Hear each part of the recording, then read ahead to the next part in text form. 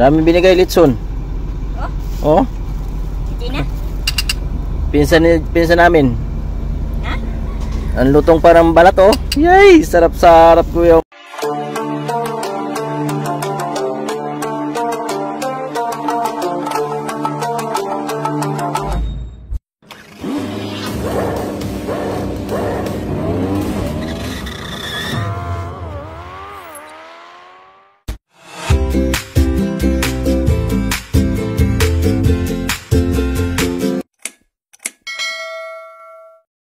Sino mag-order yan ng litson oh?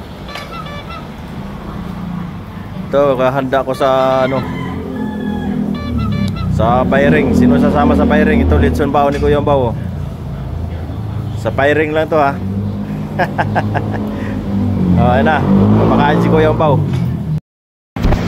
Yan, salamat sa palitson ni ate. Nagbisita lang ako dito, binigyan ko ng litson oh, dami. Eh, tiyahin ko ate Linda. Salamat Tia Linda. Gusto niyo umorder dito sa Milas oh. Milas lang kay ate. Sa tindahan ni ate yan. Yan, marami tayong pamilyan yan, litson. Mamili lang kayo. Ito may pabaon pa si ate oh. Salamat sa litson. Salamat ya, tingute. Yun.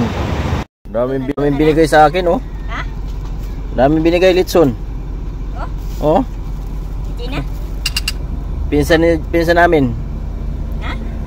Ang lutong parang balat oh. Yay! Sarap-sarap kuya. Ang laki oh. Patingin. Oh? Patingin pa?